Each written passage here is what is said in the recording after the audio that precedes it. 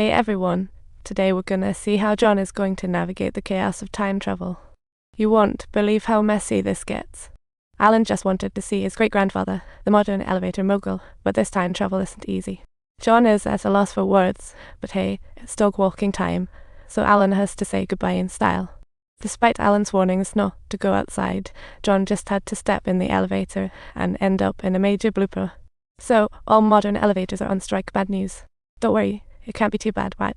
Meanwhile, John is checking out all the cool stuff in Alan's room, thinking about how he slingshot through time. Suddenly, a stranger barges in, and John has to pause his time travel fantasy to figure out what she wants. The woman tells John she wants papers, but John feels DJ Current's assigned for. Anna comments, never seen a VIP friend before, not sure he actually has friends. And Anna bursts back in since the puppy just had a little accident outside, and she is not pleased. She hands John the leash, signaling him to take the dog out. Looks like Destiny's been leashed. John looks up at the skyscrapers while cars hunk all around. Definitely not his idea of a perfect world. His outfit is drawing stares from passers-by, looking like a fashion disaster walking down the street, led by the dog. John almost met his fate crossing the street, but don't worry, he's safe while the dog takes care of business. I suggest you take out the trash now, and I'm gonna pass on that. Respect your decision, sure.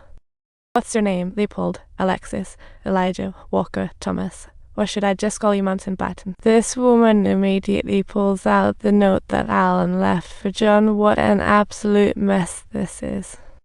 John is whisked away to the Brooklyn Bridge, utterly shocked like a ripe tomato. Staring at skyscrapers, he's baffled, thinking, what happened to modern society? The world has changed. Yet the Russians still know their way around. What an astonishing, miraculous sight it is.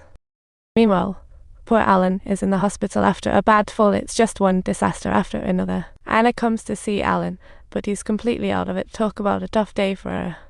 She explains the situation to Anna, hoping she can care for this quirky relative woe. After hearing Alan's nonsense, Anna thinks he seriously needs a shrink. Back home, John finds a neighbor kid has barged in, leaving him totally confused. Kid says he comes over every weekend to watch TV with Alan. What a loyal fan. Meanwhile, Anna's brother Jack comes home, drawn by strange noises, and finds John performing a dramatic play for the kid. The two hit it off over dinner, practically vying for the title of Best Supporting Actor. At the table, John slices his food like an alien gourmet, his elegance off the charts. What a gentleman. Anna is captivated, and when John asks, when's the next dish?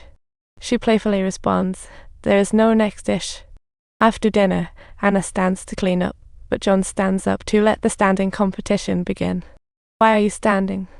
Anna asks in disbelief, and John replies, I often stand. In this fast-paced age, John's gentlemanly ways leave Anna both astonished and intrigued. The next morning, John's breakfast turns into a kitchen disaster, tragedy mixed with comedy. Thankfully, Anna arrives just in time to save the breakfast scene. It's like a real-life rescue mission. John angrily rants that the toaster's designer clearly never thought things through for users. He insists he followed the instructions to the letter, but it always ends up going up in flames. But Anna shrugs it off because everyone knows toasting bread isn't that simple. It takes a couple of tries to get it just right. Life lessons, people. Sure, you're fooling me, but one day you'll wake up, just like coming out of a couch coma, utterly confused. Life is not merely about work. It's truly about savoring each and every flavor.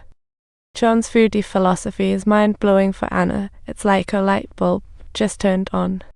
Being in advertising, Anna's desperate for a butter model. Guess who fits the bill? That's right, John. Thus begins the butter miracle, and Anna promptly drags John to the office. However, upon John's entrance into the company, the staff aren't hopeful at all, with the assistant openly and unmistakably doubting this alien. Eventually, when John steps in front of the camera, his presence is explosive, and everyone is left in awe. Even the doubting boss decides to sign John on and invites Anna to join for dinner. This truly is a wondrous adventure of time travel and butter. If you enjoyed this story, don't forget to subscribe, and we look forward to seeing you next time.